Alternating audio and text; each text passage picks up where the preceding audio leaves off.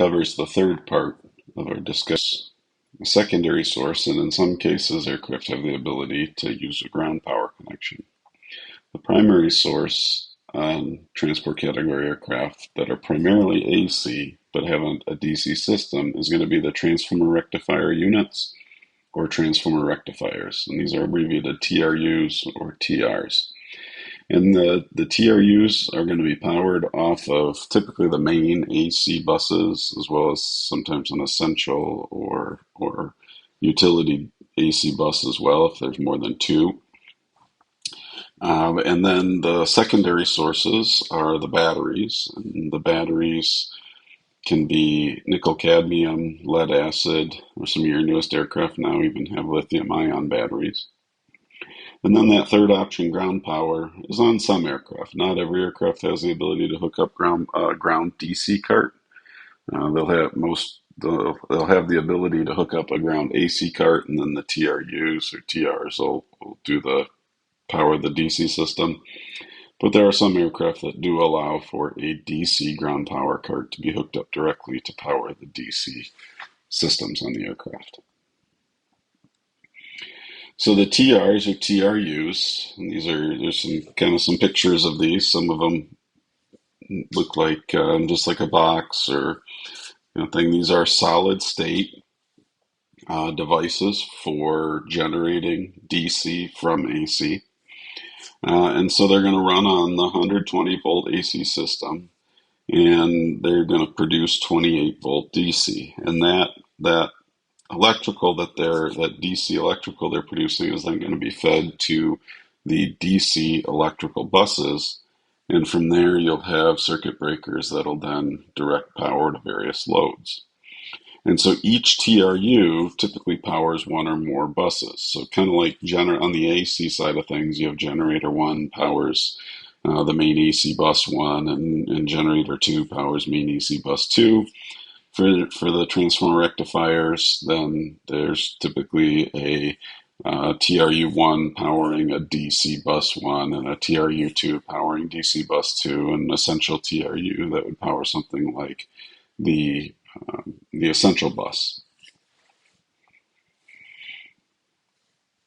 The batteries that you see in the system are going to be 28 volt, lead acid, NiCad, or lithium ion.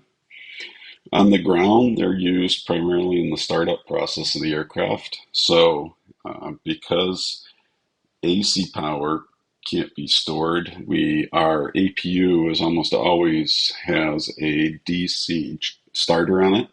And so we use the batteries, the onboard batteries, to power the starter on the APU to get the APU running. Once the APU is running, they typically have an AC generator on them, and then that AC power is used for the AC systems.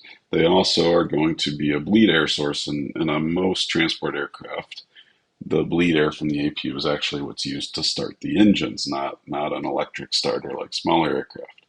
The one caveat or the difference to that is the Boeing 787 does use electric starters on the main engines. And then once you're in the air, the batteries are used as a backup source or an emergency power source for directly powering the DC systems. And in some cases, they can be run through an inverter. Power from the battery can be run through an inverter in order to provide AC power to limited equipment. On the distribution side of things, as I mentioned, we have coming off of the TRs or TRUs, they're going to be powering buses, and so we have buses there. There oftentimes is a battery bus or a hot bus as well that is powered directly from the battery. And then those buses are going to have circuit breakers, just like what was discussed with the AC distribution side of things, that are going to provide the branching off points from the buses to the individual loads, and then also provide circuit protection over current circuit protection. And those can be the thermal type breakers that were discussed or the electromagnetic type breakers that were discussed.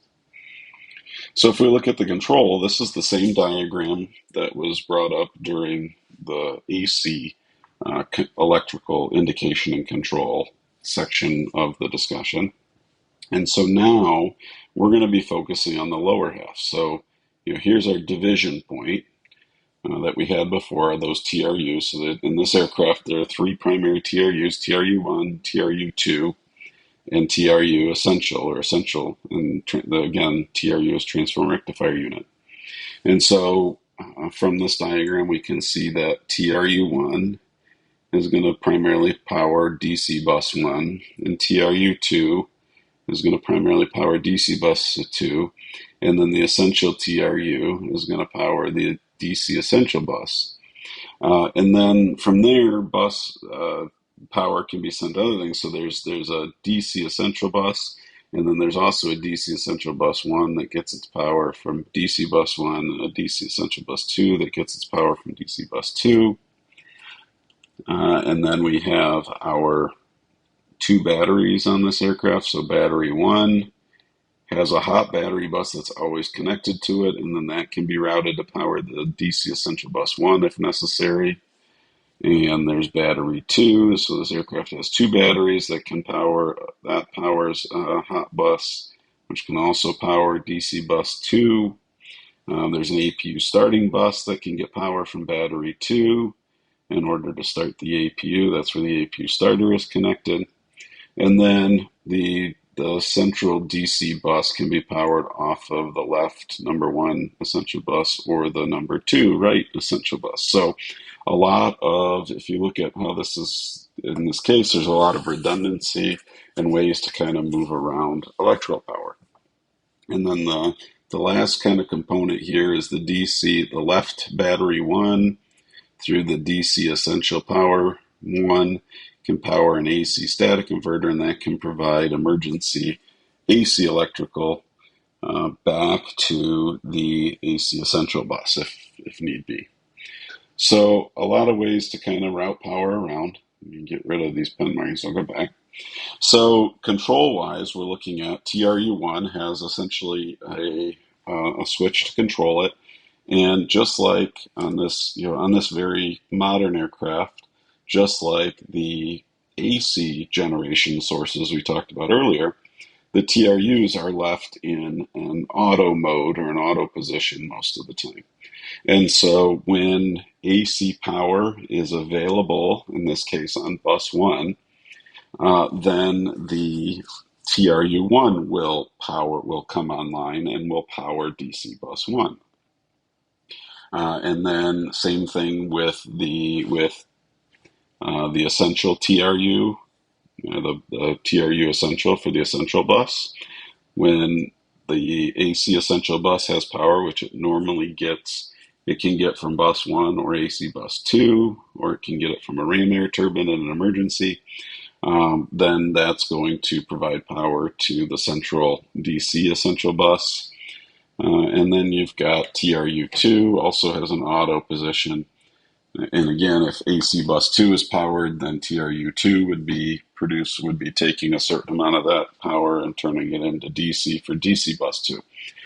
These switches do have the ability to be put in an off position if the crew or maintenance technicians want to force them to turn off. And sometimes, again, we do that for testing or for different maintenance procedures. In flight, it would be done if there's something that doesn't seem to be operating correctly or for load shedding purposes.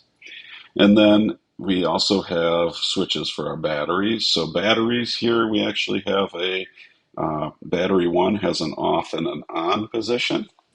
And so that's whether we're going to send power from battery 1 to DC essential bus 1. Now the hot battery bus, something interesting to see here is that the control switch for battery 1 is controlling a contactor here, but you can see there is no way to disconnect battery 1 from hot battery bus 1. So hot battery bus 1 means anytime battery 1 is hooked up in the aircraft, hot battery bus 1 is going to have power to it. And so something like that bus would be some of your most critical emergency equipment, things like fire protection and items like that may be powered directly off that hot battery bus where there is no way to shut it off if there's a battery hooked up. So it's always going to get power no matter what. Same thing applies with battery 2. Battery 2 also has a hot battery bus, and that will always be hooked up.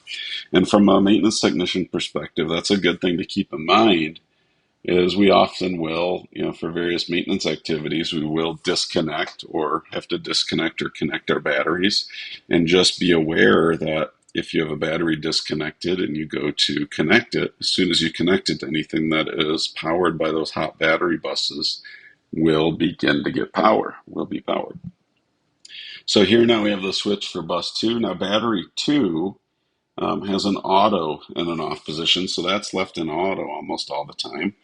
And the reason for that is because battery 2 is also our primary method for starting the APU in this case. And so the reason it's auto is if one gets in the airplane and initiates an APU start sequence, it will automatically connect, this battery will automatically connect, or those contactors will automatically close to route power from battery 2 to our APU start bus in order to start the APU.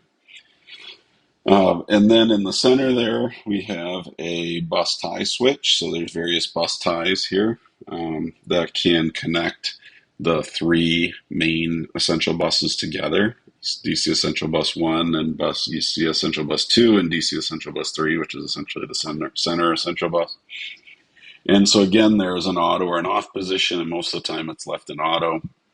And the electrical system computers or logic controllers are left in charge of that. But if for some reason we need to separate the 3 essential buses manually, it does have the ability to move it to an off position in order to force a disconnect of the various sections. So that wraps up DC electrical control. Fairly simple, works a lot of the same logic that we see on the AC electrical side, but just applied where we have DC after it's been generated by the TRUs.